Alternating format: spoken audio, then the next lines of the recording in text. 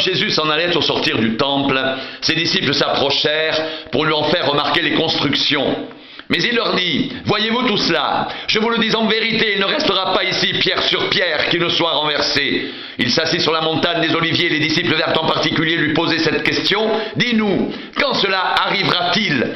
Et quel sera le signe de ton avènement et de la fin du monde ?» Jésus leur répondit, « Prenez garde que personne ne vous séduise, car plusieurs viendront sous mon nom en disant, « C'est moi qui suis le Christ », et ils séduiront beaucoup de gens. Vous entendrez parler de guerre et de bruit de guerre. Gardez-vous d'être troublés, car il faut que ces choses arrivent, mais ce ne sera pas encore la fin.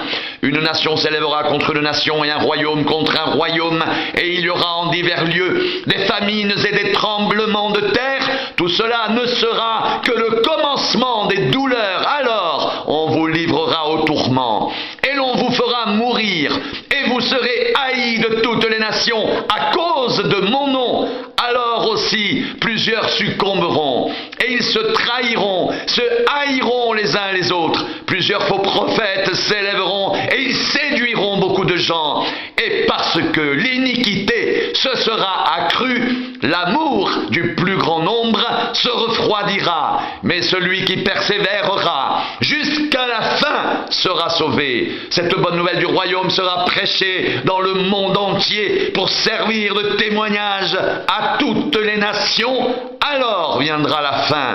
C'est pourquoi, lorsque vous verrez l'abomination de la désolation dont a parlé le prophète Daniel établi en lieu saint, que celui qui lise fasse attention, alors que ceux qui seront en Judée fuient dans les montagnes, que celui qui sera sur le toit ne descende pas pour prendre ce qui est dans sa maison, et que celui qui sera dans les champs ne retourne pas en arrière pour prendre son manteau. Malheur aux femmes qui seront enceintes et celles qui allaiteront en ces jours-là. Priez pour que votre fuite n'arrive pas en hiver ni un jour de sabbat, car alors la détresse sera si grande qu'il n'y en a point eu de pareil depuis le commencement du monde jusqu'à présent, et qu'il n'y en aura jamais. Et si ces jours n'étaient abrégés, personne ne serait sauvé, mais à cause des élus, ces jours seront abrégés. Si quelqu'un vous dit alors, le Christ est ici, ou il est là, ne le croyez pas, car il s'élèvera de faux Christ et de faux prophètes. Ils feront de grands prodiges et des miracles, au point de séduire, s'il était possible, même les élus. Voici, je vous l'ai annoncé d'avance. Si donc on vous dit, voici, il est dans le désert, n'y allez pas. Voici, il est dans les chambres, ne le croyez pas. Car comme l'éclair part de l'Orient et se montre jusqu'en Occident, ainsi sera l'avènement du Fils de l'homme. En quelque lieu que soit le cadavre, là s'assembleront les vautours. Aussitôt après ces jours de détresse, le soleil s'obscurcira, la lune ne donnera plus sa lumière, les étoiles tomberont du ciel et les puissances des cieux seront ébranlées. Alors le signe du Fils de l'homme paraîtra dans le ciel, toutes les tribus de la terre se lamenteront et elles verront le Fils de l'homme venant sur les nuées du ciel avec puissance et une grande gloire. Il enverra ses anges avec la trompette retentissante et ils rassembleront ses élus des quatre vents, d'une extrémité des cieux à l'autre. Instruisez-vous par une comparaison tirée du figuier. Dès que ses branches deviennent tendres et que les feuilles poussent, vous savez que l'été est proche.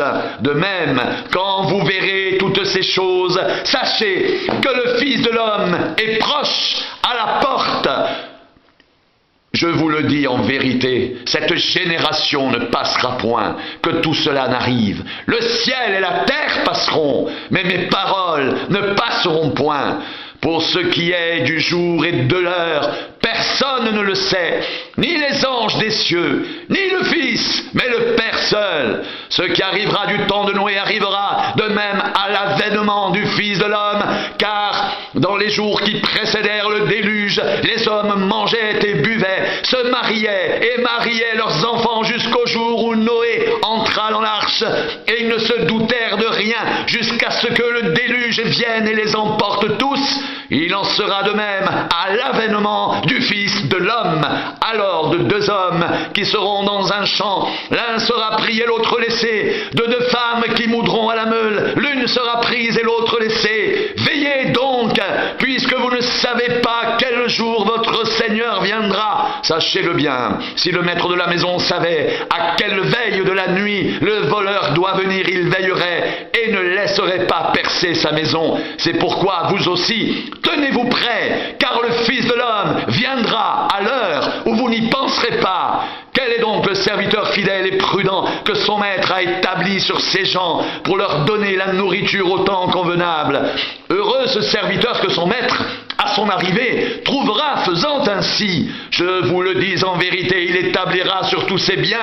Mais si c'est un méchant serviteur qui dit en lui-même, mon maître tarde à venir, s'il se met à battre ses compagnons, s'il mange et boit avec les ivrognes, le maître de ce serviteur viendra le jour où il ne s'y attend pas, et à l'heure qu'il ne connaît pas, il le mettra en pièces et lui donnera sa part avec les hypocrites. C'est là qu'il y aura des pleurs et des grincements de dents.